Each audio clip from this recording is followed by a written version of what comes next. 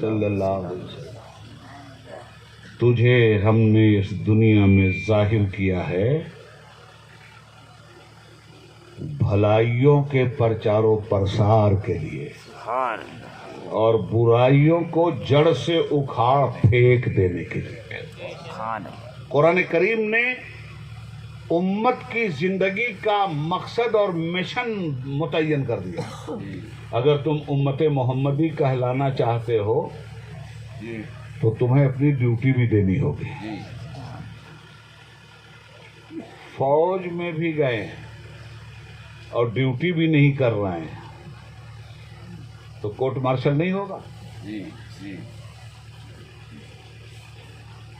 Police میں گئے ہیں، وردی پہن لیا ہے اور رات میں پہرا دینے کے لیے تیار نہیں ہے، گھر نہیں بھیج دیا جائے گا، تنخواہ نہیں کاٹ لی جائے گی اور زیادہ اکڑ پھونک کیجیے گا تو جیل کے اندر نہیں ڈال دیا جائے گا۔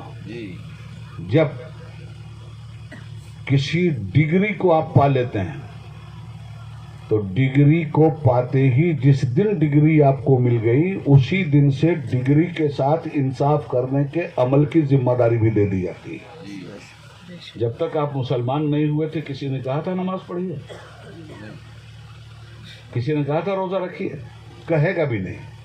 روزہ کسی سے رکھوانے کے لیے اس کا مسلمان ہونا ضروری ہے، حج کروانے کے لیے اسی سے کہا جائے گا جو مسلمان بھی ہو، دولت مند بھی ہو اور حج کرنے نہ جا رہا ہو۔ زکوٰۃ دینے کے لیے اسی سے کہا جائے گا جو مسلمان بھی ہو اور صاحب نصاب بھی ہو اور زکوٰۃ نہ دے رہا ہو۔ نماز پڑھنے کے لیے اسی سے کہا جائے گا جو مسلمان بھی ہو اور 5 وقت کی نماز کے لیے بھی تیار نہ ہو۔ جب مسلمان ہی نہیں ہے تو اس سے نماز پڑھنے کے لیے کہا کیوں جائے گا؟ کبھی کہا آپ نے؟ نہیں نہ کہا۔ تو ہم جو مسلمانوں میں تبلیغ نماز کرتے ہیں کیوں کرتے ہیں؟ اس لیے کہ جب مسلمان نماز نہیں پڑھتا تو ہمیں دکھ ہوتا ہے، ہم اس کو بتاتے ہیں کہ بھئی جہنم میں جانے کا کام مت کر میرے بھائی، نمازیں چھوڑنے والے جہنم میں چلے جائیں گے، کلمہ پڑھنے کے بعد بھی جہنم میں جائیں گے، اللہ کا حق مارنے والے کلمہ پڑھنے کے بعد بھی جہنم میں جائیں گے، صرف کافر ہی تھوڑی جائے گا جہنم میں، مسلمان بھی جائے گا۔ ہاں، فرق دونوں میں کیا ہوگا؟ چونکہ اس نے توحید کا انکار کیا ہے اس لیے وہ ہمیشہ جہنم میں رہے گا، اس نے عمل کا انکار کیا ہے، عقیدے کا انکار نہیں کیا ہے۔ یہ عقیدہ اتنا مضبوط ہے اس کا کہ اپنے عمل کے گناہ کو جہنم میں جلوانے کے بعد جب جل جائے گا تو اس کے بعد اس کو جہنم سے نکال دیا جائے گا۔ یہ کپڑا ہے نا میرے بھائی، اس پہ داغ لگتا ہے تو آپ کیا کرتے ہو؟ دھوتے ہو نا؟ جی، پانی سے نا یا گائے کے گوبر سے؟ کچھ لوگ اس سے بھی دھوتے ہیں۔ عرض کر رہا ہوں پانی سے دھل رہے ہو نا، داغ لگا تو کس سے دھلا تم نے؟ پانی سے۔ مگر مسلمانوں یاد رکھنا، مسلمان ہو کر اگر گناہ کیا ہے، نماز نہیں پڑھا ہے تو یہ اتنا خطرناک داغ ہے کہ کسی پانی سے یہ داغ نہیں دھل پائے گا۔ اس داغ کو اللہ تعالی جہنم کی آگ سے دھلے گا، تب یہ گناہ دھلے گا اور اس کے بعد پھر جنت کا راستہ کھلے گا۔ حضور غوث الاعظم رات بھر اپنے رب کے سامنے روتے رہے۔ ایک دردناک واقعہ سنا دوں۔ حرم کا طواف امت کے لوگ کر رہے ہیں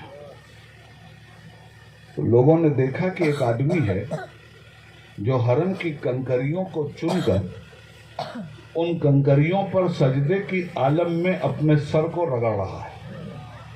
اندھیرا ہے اور رو رو کے کہہ رہا ہے کہ اے اللہ، میں میدان محشر کی غیرت سے ڈرتا ہوں، اللہ میں تیرے جلال سے ڈرتا ہوں، اے اللہ میں تیرے امتحان کے قابل نہیں ہوں، میرے مولا اگر میرے اعمال تیرے میزان عمل پہ پورے نہ اتریں تو اے اللہ مجھے محشر میں اندھا بنا کے اٹھانا۔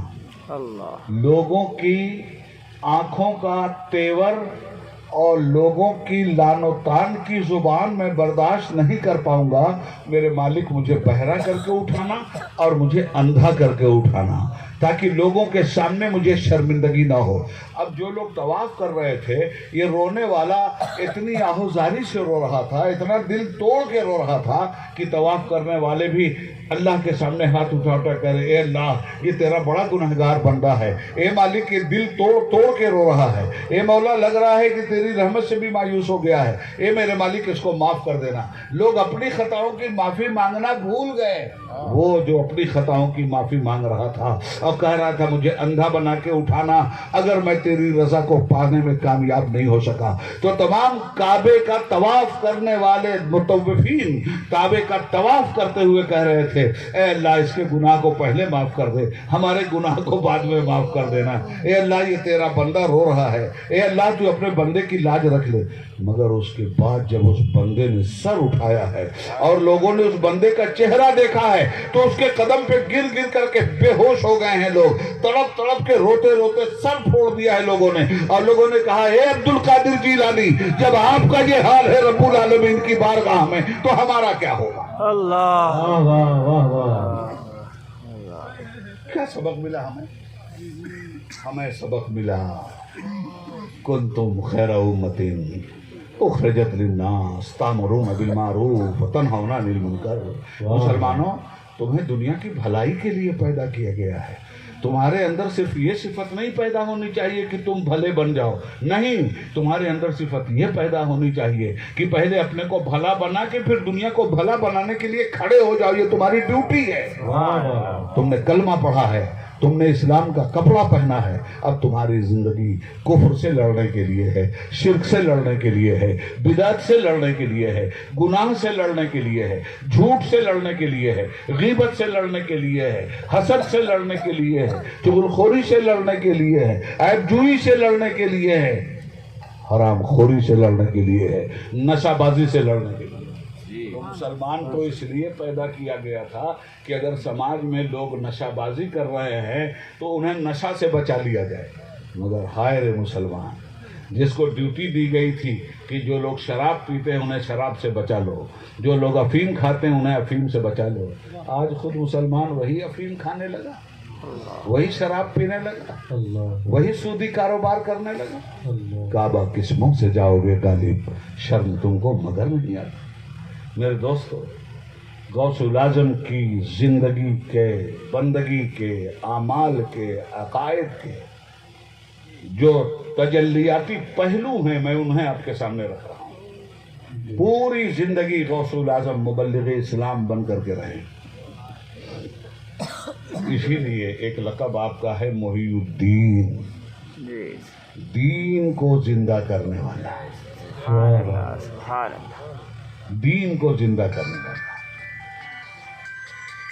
دین جہاں جہاں مر رہا تھا، دین کے پہلو جہاں جہاں انسانی سماج سے اوجھل ہو رہے تھے، غوث الاعظم نے دین کے ہر اس پہلو کو زندہ کیا جو ان کے زمانے میں متروک العمل ہو کر کے رہ گیا.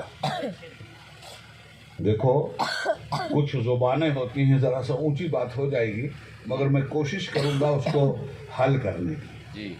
کچھ زبانیں ہوتی ہیں جن کا سکہ رائج الوقت ہوتا ہے، مگر ایک زمانہ گزر جاتا ہے، وہ زبانیں متروک ہو جاتی ہیں، وہ